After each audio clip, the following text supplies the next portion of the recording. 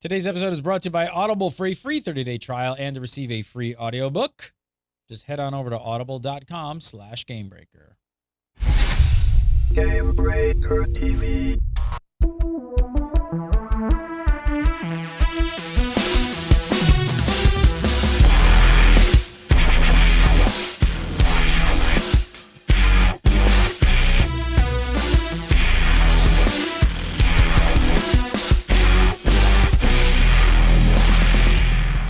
What's up, everybody? Welcome to This Week in MMO, episode 171 for December 6th, 2013. You're watching Gamebreaker VR again, and coming up on today's show, we're going to talk about some Elder Scrolls Online and character progression, a little bit of EverQuest Next news that just dropped today, and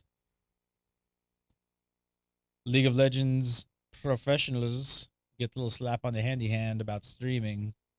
But first, it's the magic man himself, Mr. Mike Bernhorser. Oh my. Ooh. How are you, Mr. Gannon? Yes, Excellent. it's very interesting, the news over the last 48 hours across the MMO board. Very cool stuff. It's pretty crazy. All right, let's talk about Skyrim. Oh, no. Elder Scrolls Online. Whoa! I don't think that's the game. Well, did you see, speaking of Skyrim, did you see the other news this week about, did you see Skywind, the Skywind? mod? Yeah. Ooh, there's the mod that does. So basically there's a modding group, and they're building the world of Morrowind into the engine of Skyrim, and it looks awesome. I would love to go back. I mean, and they're pretty far ways off. They show a bunch of the landscape stuff, which looks great, but they're planning on doing all the NPCs, the quests, like everything, which would be epic. It was so funny. Oh, I was actually at Fry's this week, and they had I think it's the anthology. It's like the box of like everything. It's like all the Elder Scrolls games, and I was contemplating buying them. Like, I want to go back and play Morrowind. But man, to be able to play it with the Skyrim engine, that would be awesome. Yeah, that would be. Morrowind Awesome. Was like my favorite overall setting. It may not be the best story, that might be arguable, but the setting was just phenomenal. Yeah, go check that out if you haven't seen that video. It's on Gamebreaker TV. I think it's still on the front page if it hasn't fallen off, but it's called Skywind. There's another group of people that sadly will get hired by some other company that's not Bethesda. Well, that's a great way to do it. I mean, people, wondering how to get into the video game industry is, if you're like a coder and stuff, like, doing stuff like that and taking on like pretty monumental projects that can create a lot of news and stuff like that. You can't just like, kind of do like some rinky dinky mod, but these guys are like literally creating the whole world of Morrowind. I mean, that's a huge endeavor. So I hope those guys can, can kind of see that whole project through. Cause man, I think a lot of people would be into that. Check it out. It's called Skywind. But us. But talk about Elder Scrolls Online. So we got this character progression video that Zenimax dropped this week, which was really good. It was like a really like 2 thumbs up Zenimax on the video. About time. Yeah, because I've been feeling like the videos are a little lackluster. Like the production quality is good, but there's not a whole lot of meat there. And this one felt really good. So before we break it down, the character creator video, which is normally like a really cool video for most games, was just kind of when it came out for Elder Scrolls Online. This one, you're right. It absolutely the best marketing one so far. It makes sense, right? I mean, they need to sort of make a bunch of videos and start talking to all the other people who don't know about ESO and aren't really dialed into the MMO thing. So they have to make a bunch of generic videos. But I'm liking, hopefully this trend of a little bit more adept kind of keeps moving forward with their video production team, because it's good stuff. I know when we posted it, people went crazy. They were just like, wow, this is the kind of stuff we're looking for. Game's looking great. Yeah. It's funny to see, like, maybe it's hard to really pinpoint what's changed, but it really, really looks like I keep saying Sky, but just really, really looks like Elder Scrolls at this point. I think like the lighting is getting more dialed in, it seems like, and it's becoming a bit moodier, and it just really feels right. Yeah, I mean, the only thing to me that was off a little bit in the video was the animations. And we've seen that in previous videos where the animations for the character model themselves aren't quite there yet. But I expect that that's going to continue to get fleshed out, because the environment, it's damn near perfect in those videos to just slap right into the Elder Scrolls environment. It looks perfect. The lighting, like you said, is very close. It's looking good. Let's be honest, though. Has the combat in even Skyrim been the greatest? No, absolutely not. I mean, you look at Skyrim, but you don't. I think it has to be better than that, like looking wise for an MMO, doesn't it? I mean, you're going for not just the audience that is used to what you've produced before and is used to that first person camera angle, but now you've got to, with third person being the afterthought. Now here the primary for most people I've got to believe is third person, so you have to put a little more emphasis in it, right? I don't know. I mean, I almost feel like, I don't know, you know, I love Skyrim. I love the game. Love Oh, it. no doubt. No doubt. But combat has always felt a little heavy, a little floaty. Like it has like this feel to it that I can't fully describe. And I almost feel it sounds like you're discussing fine wines. You know, it was a little heavy, but it had a nice floaty aftertaste. It was well done. Right? What year was that, Jeeves? What year? Correct me if I'm wrong, Chatroom, but that's the way it always felt to me. But I almost feel like going into ESO that they have to almost keep that somehow. Like I don't know if that was by design. That come on. Yes, no. if it doesn't feel like that, it's not gonna feel like Elder Scrolls. No. Oh, if the combat isn't half-assed, it's not going to feel like Elder Scrolls? No. Is that the argument here? If the combat feels insanely responsive, almost to like a World of Warcraft feel, like if it's that fast and quick. Are you actually making an argument that the combat should not be top-notch? Yes! I am. No. I'm absolutely saying that it has to feel like Elder Scrolls, and I think if it felt like that insanely quick, fast kind of feel, no, it's not going to work. They can't change that. We want it to work, but don't make it too good, or it won't feel like Elder Scrolls. No, I think, okay, yeah, fine. I can't go with you on the combat thing, but just look at the animations themselves in the video. It's only a couple minutes long. Go back and watch it if you haven't. Or even if you have, go watch it again and look at the character animations. They're a little bit off. So even if you want to make the argument, go back and play Skyrim. Go back and play Skyrim, and you're like, those animations are a little bit off. They're never right. Like that's not its thing. It has to be in this case, though, doesn't it? Why? Because you're going after a different type of player for the most part. Yes, you're going to suck in Elder Scrolls fans. You're going after the player who's only played Skyrim. But you're going after the MMO player too. No, you're going after the MMO market too, and they're going to expect. I expect more out of it. I think you're being silly. I think you're being absolutely ridiculous. I think they'd be absolutely crazy. Don't make the combat or the animations too good. Otherwise, I might forget I'm playing an Elder Scrolls game. Dial that shit in as close to Skyrim as you possibly can. I want that I want that sword to not really feel like it connects. I just want it to feel like, some big heavy thing. That's what I want. I'm looking for, chat says it's best. I'm looking for a game that has beautiful environments but ass combat. Can you guys deliver for me? Come on. I wonder if I can punch fish in. Well, hopefully I got punch fish in ESO. Because you can punch, hopefully. They got to have that in there. Well, I remember a while back they said a quote where you weren't going to have skills like hunting or gathering, but you would be able to kill animals and get things from them. So I hope that applies to fishing. See, half the I think at that time they were talking.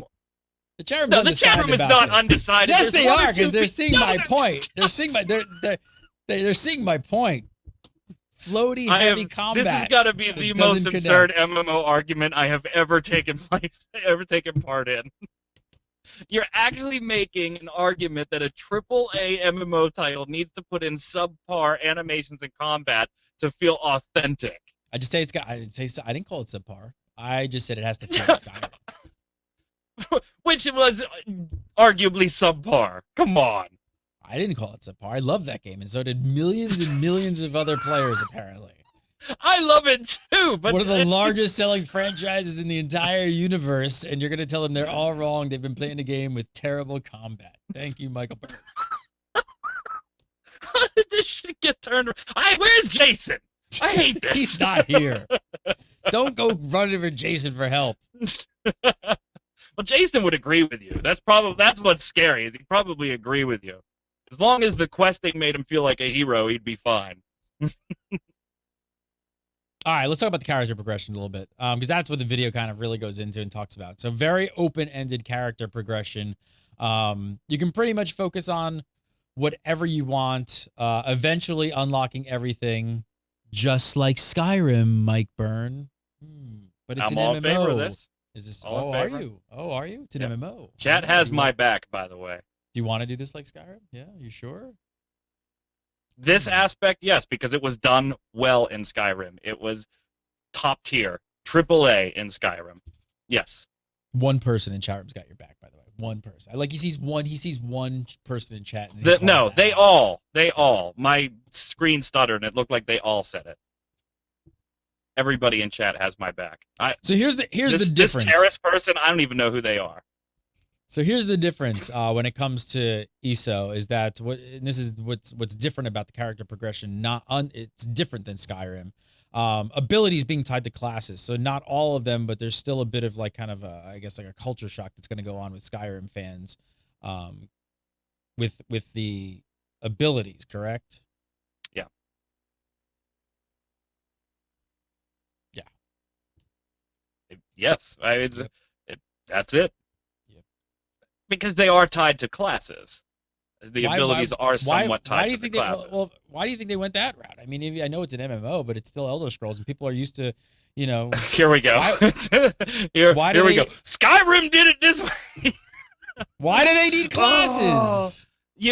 But think about what they're trying to do here, though. From everything we've seen so far with the Elder Scrolls Online, it is going to be a very PvP-dominated game. Not to say that they're not doing PvE, but PvP is a central focus.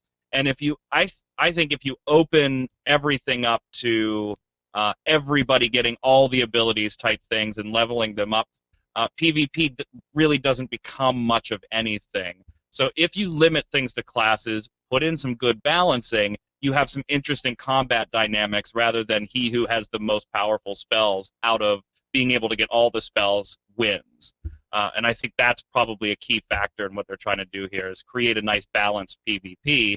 And you already have clear 3 factions, so why you would want those factions to be unique from each other and give them classes? What would make those classes unique would be unique abilities. It just kind of makes sense in that whole PvP structure, at least in my head.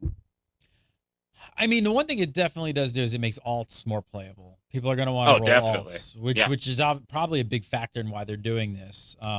I mean, you wouldn't really want to roll an alt if you could literally, do everything on one character. And it sounds as if, and this is one thing I'm still, I want to hear more. I can't wait for Zenimax to show more endgame stuff. I want to see more of the big PvP stuff. I want to hear about those adventure zones. I want to hear about what is the real big group content that people are going to do at the end? Because my fear is still that without hearing about this stuff, are people going to burn through level up, max a character, and then sort of the idea is okay, well now go roll an alt because you don't have all those abilities and spells, and go do this storyline over here for one of the other factions, and there you go for another month or 2, and that'll hold you over.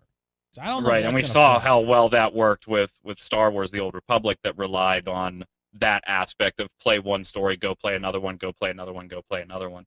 Granted, they had additional problems, but it generally doesn't favor the developer when that's the PvE experience. Even Guild Wars 2, to this day, which is a fantastic game that I still jump into, is one that we constantly hear comments on GameBreaker and Facebook of when are they going to fix the endgame PvE? When are they going to fix the endgame PvE? Mm-hmm. So they've got to start showing this stuff off, especially since we're all thinking, mid next year? So we're now in the 6-month mark?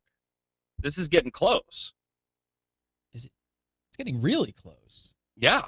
Yeah. No, a lot of people haven't stopped to think about that. Is mid next year is now 6 months away. Yeah, no, we're really creeping up on it. Before you know it, it's going to be here. Are you a big alt guy? I mean, I know in Final Fantasy you don't really you don't have to do it, so you just roll everything. Yes. But you roll tons of alts, right? See, I'm the opposite. I don't want to roll an alt. I even in a game like Elder Scrolls with 3 different factions and different storylines for each, which is awesome. I'm probably not going to. I'm gonna probably this is what I'll probably do is I'll probably roll a character on each and play to level 8 to 10, and then sort of figure out what I sort of kind of gravitate toward. What did I have the most fun in? What kind of a Yeah. where did I gravitate? And then I'll just like go hit that one, and that'll be like my main, and that's pretty much it.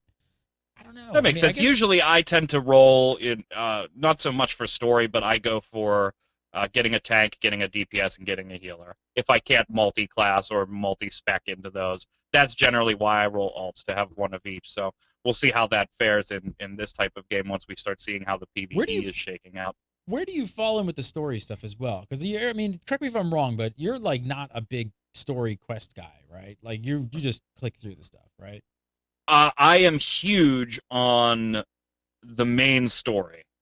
I love Final Fantasy for that aspect. I love Star Wars for that aspect. Secret World is phenomenal in that regard as far as the main storyline. All that side story stuff and zone stories, and that gets straight clicked through.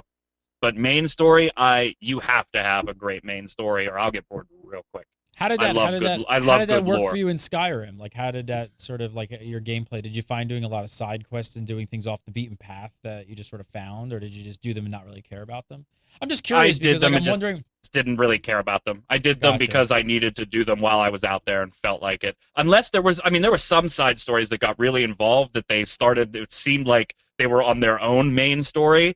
So there were some of them that I jumped into and started reading because I spent days completing the quest line. But for the most part, all the side stuff would click, click, click, click, click, beat it up, click, click, click. Yeah, I gotta say another thing that I'm really curious to see and get to hopefully to play some more, to kind of see what's going on is how the side quests sort of feel in ESO, and if they feel kind of very trivial, kill 10 rats, bring me back this, or if there's a little bit more meat to them and a little bit more Skyrim. Because I actually like the side quests in Skyrim. I didn't mind them. I always felt like I was at least going out on a bit of a journey. There was a little bit more substance to it. It literally wasn't like, oh, my farm is overrun by vermins. Go kill 10 of them. Right. Right? Like, it didn't have that. It wasn't like that. That's most MMO filler quests. It's literally like, go right over here and patch up those holes for me, Sonny, and then, like, get something. Like, hopefully I don't get crap like that. And watch out for the 40 other people that are patching these holes at the same time. I mean, I'm totally with you on that one. I mean, if they can create a Skyrim-type immersive world where those side quests are kind of just ancillary, you happen upon them, and it feels like a living, breathing world, kind of what I think Guild Wars was trying to do before everything got marked with a heart and was easily able to find. If they could pull that off, I'm going to be more inclined to read and stay in touch, because it would feel like these were characters in a world where the main story was taking place. And so I'd be interested in seeing what their reactions to things were. But that's going to be a difficult one to pull off. We'll see. So we've got this screenshot here. It shows how the abilities come in skill lines, which you can sort of get from here. You can take this all in, but I don't know. Can you explain how do you unlock abilities later in the line? Yeah, so what you've got there is you see your first couple tier abilities, and you can pick them in classes or weapons or whatever. But the video shows that these abilities level up, for lack of a better MMO term, level up as you use them. So it doesn't matter if your character is gaining levels. You can use the skill points to unlock initially the ability, and then as you use an ability over and over and over and over and over again, that ability starts filling up that meter that you see next to the first three abilities. Mm-hmm. They get stronger and stronger and stronger. Then they showed in the video that at a certain level, you can actually morph those abilities into something different. Yeah, if you use really them enough. And that's where it really starts to get crazy is, okay, do you want this particular spell to, instead of hit one target, hit 3 or 4 targets? Or would you like that when you cast it, you get a small return on mana every time you cast it? So some really creative morphing things. Do we have any more clarification on how that morph is chosen, or what the choices are, or is it pretty much like you've got ability A, it now has the option to morph, and then here are a few options, and then those are your options? Yeah, at least that's what we saw in the video. It showed like ability A, and then had a 2-pronged tree with 2 new abilities that you could mouse over, and it would tell you, okay, if you pick this is what it'll do. If you pick this one, this is what it will do. So it was just a manual selection right from a tree. Now, I don't know We only saw in the video a 2-prong tree. I don't know if there would be abilities that might have 3 options or 4 options or 17 options. Don't know. At least all we saw in the video was 2. And then, but they were distinctly different. It wasn't like you were taking one ability and saying, "Would you like it to do more damage, or would you like it to heal your allies. insert special feature here." They were 2 unique things. A single target spell now becomes a multi-target AoE, or it becomes a single target spell that returns healing to allies and to yourself. So they were distinctly different feeling from what we saw in the video. Now these That's abilities, pretty sweet. yeah, these abilities, these are not tied to level, correct? Well, they're tied to level only in the respect that you're going to be leveling they're not linked directly to that character level from the way the video explained it, but technically they are, because you're going to be leveling your character at the same time you're using the abilities, so they'll coincide. You'll level up and these things will get stronger at the same time, but there isn't a direct correlation from what they explained in the video that level 5 equals X ability. No, it doesn't work quite that way. But you do need to reach certain thresholds from that screenshot to start unlocking them, to level them up with the skill points. And those do come from leveling up and finding the sky shards that we saw in the video. Something they didn't mention in the video, but I imagine this may be a permanent choice, but I don't know if we have clarification on that. That every time your character does level up, you get an attribute point that you can throw at health, magicka, or stamina. So one of the 3. Do we know if that's a permanent allocation? Ooh. I don't know if it's a permanent allocation. I don't remember if they said anything like that in the video. Like if you could respec it. I mean, I would hope so, right? I don't know, because I mean, if you can't respec it, they would definitely tie you down to sort of one roll and encourage you to again roll alts. Not sure. Yeah, but that's a pretty bitchy way to make you roll alts, isn't it? Just Gary he really liked being more tanky, and so he sunk all these points into getting a bigger health pool, but now he wants to play his character slightly differently and maybe be more DPS-y and magic-y, which he can do, but he can't re-roll these points and get some of them out of the HP pool. I think they have to give you some type of respec option. Some sort here. Of respec, possibly. It just makes sense. It seems very MMO to give you that, to send you into an alt. It does seem like a very MMO thing to at least give you a respec. I gotta say, I'm happy that they're bringing back kind of a point allocation system. I kind of miss that. It's kind of gone away for a lot of games. I liked it when it used to be super granular. I was watching a stream. Somebody was playing the Baldur's Gate got re-released, and man, I forgot about. Like, I mean, you're like 40 minutes like building your character, like just like clicking through like all the different attribute points you can allocate and all that kind of stuff. And if you screw that up, you're kind of screwed. Like you definitely you're hosed. You're hosed. Start over. That's why. So obviously we don't have 10 or 12 attribute points, but the 3 is nice to see. So a little bit of differentiation there. I don't know. Most MMOs just don't have any kind of attribute spending anymore. Yeah, or very little, or it's very very shallow, right? We'll give you points, but really there's one set build that works the best for everything. It's all cookie cutter. This, I think, lends itself to spend these points the way you want to play your character. I do. I actually wish it was. You don't think it was kind of an old school mentality? You don't think they got away from it for a reason? It may be, but we're old school people, you and I. So true. I'm all for it. What do you think this might do for people who got used to dual speccing in MMOs? Like tanking and DPSing with one character. Yeah, and I think that's why they're going to have to put some type of respec into this, because the character classes do allow themselves to, some of them, be spec'd one way and spec'd another way at the same time if you drop certain abilities and pick up other ones. And they said in the video, your class can learn all of its abilities, so that is certainly an option. So that's why I think they've got to put in that respec for those players that are going to drop everything in HP for tanking and then need to pull some out and drop it into mana because they're going to use some more magic this go around for some DPS. It almost has to be for those players. God, that'd be such a terrible way to force you into an alt. I really would. Another thing it says here, so on top of that, so you got your weapons and armor classes and races. You're going to be able to unlock skill lines. You know what? Chat brings up the best point, Gary, and you know about this too. You've seen it from when you and I play Final Fantasy 14. They're one of those games that I love the game, right? But they have that stat allocation type thing, and it's very shallow.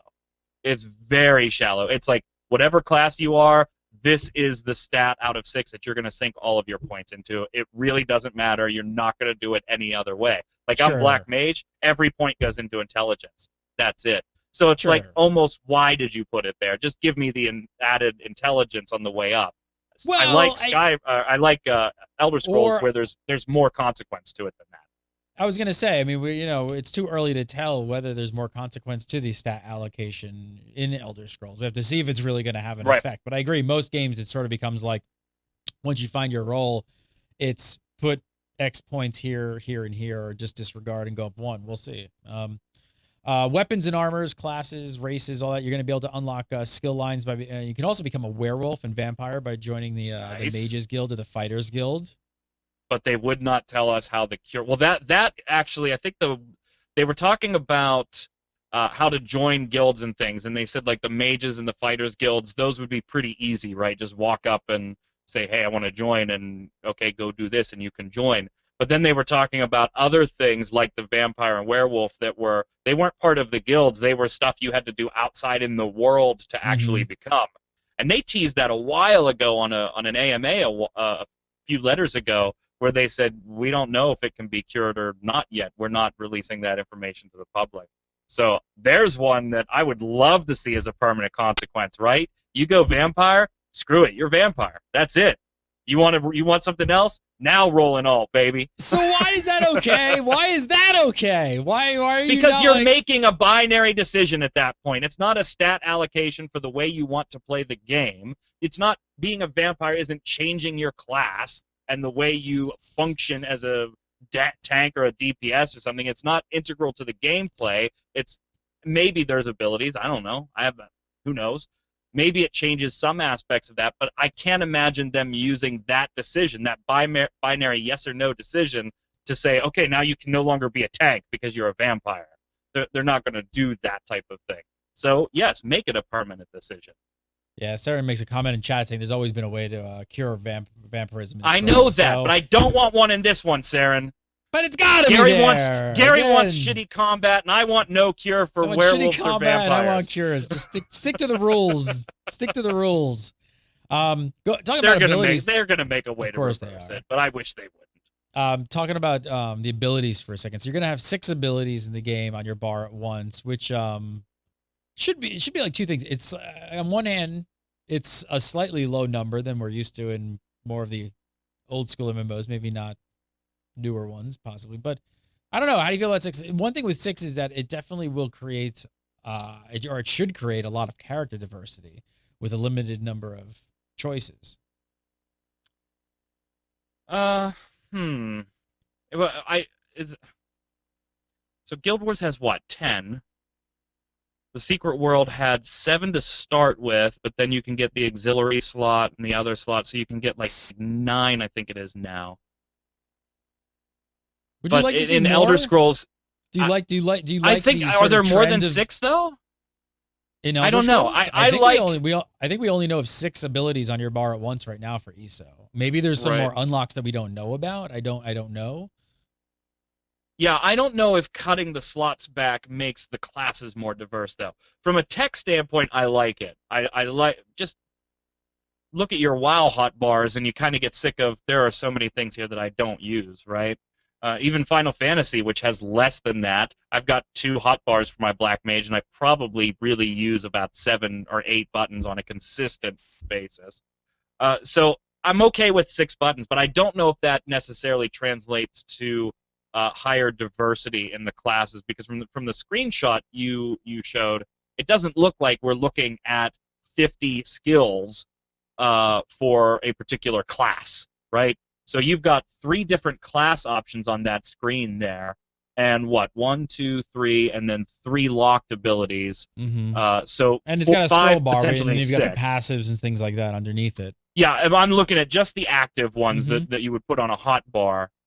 So that gives you're picking 6 out of presumably a total of 18, looking at that screenshot. So I don't know if that creates a lot of diversity. It's not like you're pulling from a pool of 70 abilities for your particular class and really making these 6 something cool for you. I think you're going to find that people are going to generally use some of the same abilities. I don't think it diversifies well. But don't forget here, you're only looking at under the class. I can't really. Is it the Ardent Flame? It looks like you're not looking at the choices you have under Draconic Power or right. That's why I'm saying presumably those other 2 are also hiding 6 abilities since they are also class options as well. That's why I use the number 18 because I'm basing it off of that one screen and pulling it out to the other 2 class types. You could totally be right. I mean, the other 2 could be hiding a lot more. I don't think based on that screenshot they're hiding that many more. I mean, do you like this sort of like stripped down approach that MMOs are kind of moving into, where some of them are kind of going into like less ability slots and bars and things like that, and kind of paring it down? I do. Yeah, I really do. I mean, there's obviously a limit before it becomes just a press 1, press 2, and you're a freaking arcane mage again. But I do like that there's not 90 different things for me to have to figure out, and then a month and a half down the road, I figured out 70 of those 90 things I didn't need anymore, and I'm never, ever going to use now that I'm past the leveling experience. I like it. Focus on abilities that are cool, that are engaging, that are functional, that are fun. That's what the game should be about. If there's only 6 of them, great. If there's 18 and I get to pick 6, even better. Sometimes less is more. Sometimes less is more. So... All right, I want to go and move on and talk about EverQuest Next Landmark. But first, I want to tell you guys about our sponsors, Shutterstock, Shutterstock, Shutterstock. Love having Shutterstock on as a sponsor of Gamebreaker TV and This Week in MMO. And I want to save you guys 25% off on your account just by using the promo code Gamebreaker1213. If you guys have not checked out Shutterstock, if you need vector artwork, stock photography, stock footage, anything like that. I was doing search today and I was kind of looking up more. I was actually just thinking about like other people out there who might have YouTube pages and things like that, and you want to kind of give it like a cool look. And I thought maybe a lot of people don't want to like put their face on something and like actually make it like, hey, this is about me. Maybe you want to find like a caricature or some sort of thing like that. And I started what did I search this? I searched vector characters. And I just started finding all, like, you know, a lot of characters like, I'm not going to use that probably for a YouTube page or these, but they're kind of cool if you need them for that kind of thing. But then what really started popping up, which was really interesting, I love these, like this kind of stuff. Like, look how great that artwork is. I mean, you know what it would cost to commission an artist to draw all of these for you? And that's like one set. So you download that one piece, you get all of those pieces of artwork. They're in vector Adobe Illustrator format, so you can size and rescale them to how you need them, and you could use them anywhere. I mean, there's tons of just cool stuff like this. Little known fact. I don't know if Mr. Byrne knows this either. I don't have his name in front of me, but the artist who actually created the Twitter bird. How famous is the freaking Twitter bird, right? Pretty sure his stuff is on Shutterstock. Wow. Yeah. I mean, there's artists of that caliber selling stuff on here. So, you know, you got to. Dude, we used it yesterday. I was like, Gary, I need an image. What do you need it for? Well, here's what I need it for. And then 5 minutes later, you threw me an image, and I was like, well, son of a bitch, that's perfect. First shot, right out of the door. Let me see if I can find it really quick. Yeah, Burr needed something. Not super sexy, right? He needed something for work. Yeah. What was the whole context of this? You're working on like a project. Yeah, it was like a software training video type thing, and right. But you wanted something, and you described it as to me. You said I need something that's kind of fun, techie business, but fun. Techie business fun. And I started searching, and I found that, and it was perfect. It's perfect for what you're doing. You're like, this is perfect. Again, it's kind of infographic-y, you know. And I couldn't make that. Instantly, give me the right data, give me a couple ideas, get me going, and you can find something and just manipulate it. I put your logo in there, and boom, you look like a rock star. Yep. Go on over, make an account, and you don't even need a credit card to create your account. You can make a free account, start looking around, saving stuff to light boxes, all that good stuff. And when you're ready to make a purchase, just make sure you use promo code 1213, and you will immediately save 25% off your account. Go, go, go. Shutterstock.com. All right, so just dropped today EverQuest Next Landmark video. Basically, what is EverQuest Landmark? We've been asking ourselves for weeks. I'll play it in the background here. I'll put the sound down here. But so Dave Georgeson jumps on and kind of starts filling you in about like what exactly EverQuest Landmark is. What was your takeaway? What was your main takeaway from the video? Do you have more clarification? This video single-handedly got me pumped to jump into this. This was by far, at least to me, this was the best couple of minutes that they have put together about Landmark and only Landmark since SOE Live. And watching this, I was like, damn, that $100 that Sony now has been holding of mine for a month, they need to let me in now. Because I gave it to you weeks ago, and now I really feel like I want to play this and get in there and start digging around. What got you most hyped? What was the number one thing out of this video that just got you pumped? Watching a lot of the creation stuff. When they did the house, I was like, okay, well, we've seen 900 other games build a house. No big deal. But when they started terraforming the landscape and building towers and talking about other players doing that and being able to jump between all the worlds, it was just, I needed to get my hands on that. In the tower aspect, which is coming up, you start seeing, like, these just look like basic manipulation tools. And so, okay, they built a house. Great. When they start building a tower, if you watch, so he lays down this foundation, goes around in a circle, and then starts copying and pasting in 3D to expand things. The creation tools were just like, okay, I need to get in there and start digging around and building things, because it's not going to take me 45 minutes to go and build something once I have a basic idea. And I want to see what this looks like with other players running around at the same time. So now my question is, so it's obvious from watching this video, and you could see all the things we're running through. It's very, without hearing the dialogue at the top of the video, Dave runs through, what is Landmark, and then kind of gets into a lot of examples. He mentions a lot of things at the top of the video, though, that look at that, Gary. So yeah, there's no doubt about it. EverQuest Next Landmark is the non-8-bit Minecraft building tool of the future. Boom! Airy Peak, welcome. So for sure. My question, though, is still, it's about the other aspects of Landmark. I still have questions. And correct me if I'm wrong, but, and again, the video is great, and I think this is going to be, I can't wait to get my hands on it. The building tools look amazing. It's all the other aspects that I still have questions about. So he starts off and saying that there's going to be NPCs, there's going to be mine, there's going to be resourcing, there's going to be, like, things to fight, and then we don't see any of it. Like, then it just goes into, like, world building tools for the next, like, 4 minutes. And I agree. Again, it looks phenomenal. And, like, I cannot wait to start building things in Landmark. But where is all this other aspect stuff? Like, it still, again, sounds like, what are these other components? It's the other components that I'm confused about. I was never confused about the fact that it was a building tool at all. Right. I get that. I've got that from day one. It's all the other stuff that I want to know about. Do you have any more clarification from this video? Well, besides like the 30 seconds at the top of the video, no.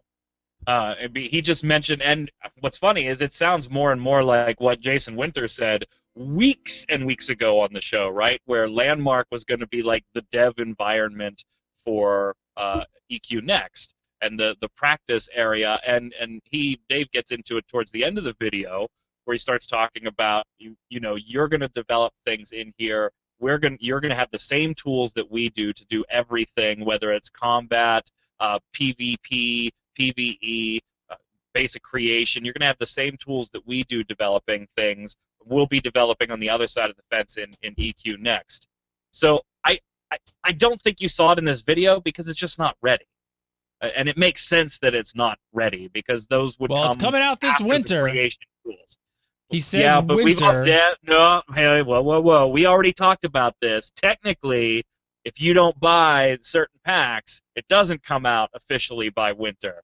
At least It may not, because they give you the latest possible date. And if they stuck to those dates, the lowest tier package doesn't get access until winter technically ends here in the Northern Hemisphere. I mean, like I Yeah. said, Yeah, internets, take that. There's, like I said, I'm going to go back and say again, there's no doubt about it that their world building tools look insanely top notch, and it looks phenomenal. What I need more about all this other stuff, and if that other stuff isn't a huge proponent of what Landmark is, then I don't want to know about it. I just want to know it's a world building tool. Like if it is literally just, I'm going to be in this world, you're burned, you're going to take your plot, I'm going to take my plot, I'm going to build stuff, we're going to go find resources so we can build stuff. Cool. I'm all for it. That sounds awesome. It's all these there's all these little hints of PvP mentioned and blowing other people's stuff up mentioned, or fighting monsters and NPCs mentioned. And it's like, how does that tie into this? Because that's the bleed over for me from an MMO fan that goes how is this so different than Next? Or how does this work? So it's a great video. I think everybody should watch it. I'm glad they're putting these videos out. I wasn't as pumped as you are. I'm pumped for Landmark, but I didn't walk away from it going oh my God, I can't wait, because I definitely want to see the things you're talking about, because the combat, the questing, the NPCs, the PvP, the materials gathering, the world hopping that you're able to do. I definitely want to see all that stuff. I'm with you there. But him at least coming out and giving that list, which is, to be honest, a lot more than we've gotten so far, right? It was pretty much a list of this and this and this and this and this. They will be in Landmark. But right now, here's what we have to visually show you. I think you're just going to see more and more of those other things shown off in their own videos coming up. So here's the question for you then, Gary. You have $60 in your pocket right now. We'll pretend that EQ Next Landmark is not free to play. We'll pretend that it's a $60 title. And Elder Scrolls is a $60 title. Based on everything you know right now, which one do you buy? If you can only buy one at this moment. You're putting me on the spot like that, huh? Yep. We've seen a great video from Elder Scrolls that totally blew away everything they've done. We saw a really nice video from Sony that gave a lot more detail on things than they've done recently. Which one do you pick if you've got to buy one and only one right now? I got to buy one and only one. I got to be honest. It's Elder Scrolls. Without a doubt. Not even a flinch. I think I'm EverQuest. I'm not even. I don't even have to flinch and think about it. Yeah, I think I'm an EQ Next Landmark. Hey, if I need more info. I need more info. Right now, to me, it's a world building. Yeah, we do. We need more info on both. I completely see the brilliance in this, and it looks fantastic. I love the art direction. I love what they're doing, but it just right now I see a world building tool, which can be a lot of fun. Yeah. Hey, I can't wait to see it. We will keep our eyes peeled. For sure. All right, last up today, let's talk a little bit about it. Not extremely sort of, it's not super MMO related, but it is. I want to talk about the League of Legends LCS contract stuff that came out this week. Oof. So, oh boy. OnGamers.com got a section of the LCS player contract that went out. And the contract prevents League of Legends pro players from streaming on Twitch or any other kind of service like that a large number of games, including World of Warcraft, World of Tanks, World of Warplanes, Dota 2, Hearthstone. I mean, pretty much it pretty much seems like anything not Riot related. Every MOBA you can think of, some that aren't even around anymore were on the list.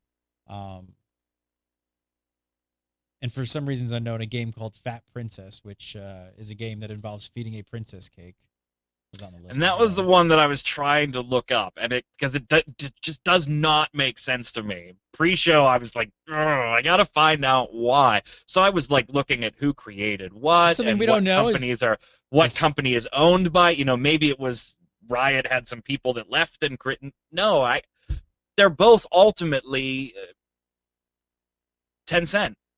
So I can't figure out why Fat Princess is. So is Fat Princess League of Legends' greatest competitor? Is that the issue? I guess, but at the end of the day, Riot is predominantly owned by Tencent, and Fat Princess, if you follow its chain of companies all the way up, you end up at Tencent owning a 48+% market share of that company too. So it's, I don't know. So where do you If you stand on find this? out, guys, let me know. Where do you stand on this? The internet's pretty divided on this, and these players, you gotta remember that the LCS players are paid by Riot. They are on salary to Riot, in addition to winnings if they earn the tournaments, things like that. So they are their players. A lot of players are confused, saying like, why prohibit them from streaming another game, and others are saying, well, it completely makes sense. They want to protect their brand and they want their players associated with, their brand. I don't know. Where do you sit on this? What's your take? I'm sorry, Riot wins. You're basically an employee when it comes down to it. And yes, you can argue that there's all these chains, and you're not technically exactly a Riot employee, but you're considered a Riot employee. Okay, it doesn't really matter. At the end of the day, to me, you're a Riot employee, just like you're an NBA employee. And yes, there's been odd cross promotions here and there in the real sports world. I know. At one time, the NFL promoted arena football. I know, but you have a choice. Luckily, you have the choice of, do I want to work for a company and continue to receive payment from a company that is going to limit things like this? Yes, they do. And Chad is saying something. It's like saying you work at KFC and you can't eat at McDonald's. That's not what it is at all. It's like saying you can't work at McDonald's with a KFC shirt on. That would be a more apt comparison, and no company is going to let you do that. Riot, at the end of the day, is the primary stakeholder in this. They've got a brand to protect. You're an employee, and you get to make the decision whether you stay there and deal with their rules or not. It's that simple. Do you think it hurts their brand in a really big way, watching pro league players in between matches? Because a lot of times players, like in between like matches or something, will like play around a Hearthstone or something like that to kind of kill time because they're quick matches. Do you think do you think it really hurts the Riot brand in some way? I think it kind of makes them look petty. I mean, Squirrel in chat is saying the thing is NFL doesn't ban players from playing in other major leagues. Right, but they certainly could, and nobody would argue with it. And if you didn't want to play in the NFL under that rule, you don't have to. Go ahead and leave. It's lucky for those people that play multiple sports that the NFL doesn't do that. If they want to go and compete in some other venue, they can, because the NFL doesn't regulate it. But they certainly have the right to, as the ultimate employer at the end of the day. Riot's the same way. However, I agree, or I do think, I don't know what you think, I do think it makes Riot look kind of petty at the end of the day.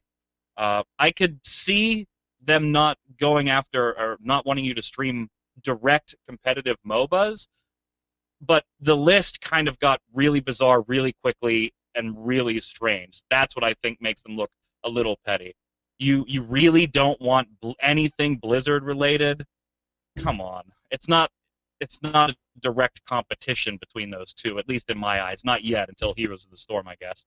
Yeah, I think there's a lot probably behind the scenes that could be but will never be told about why these decisions are being taken, that probably make a lot of sense for Riot to do at that level. And I think these are much higher level conversations on topics and things that could possibly be going on within the Riot and League of Legends franchise that none of us have absolutely any idea about whatsoever.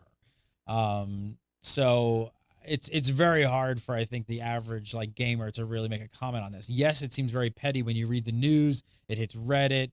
It's a section. It's like, yes, it does. And I think the other thing that gamers are slightly confused about it as, there's actually other games that they can stream. So they're not banned from just streaming games. It's and obviously they're not saying you cannot play these games, right? They're saying you don't stream them. Now, it's a very specific list Carno of games they in can't chat, stream. though, is saying that this has all changed since we polished up the notes and went live here. Now, this is unconfirmed. I have to pull it up. But Carno is saying that Riot has changed it, that they can't accept sponsorship from other companies. They can now stream the other games, though.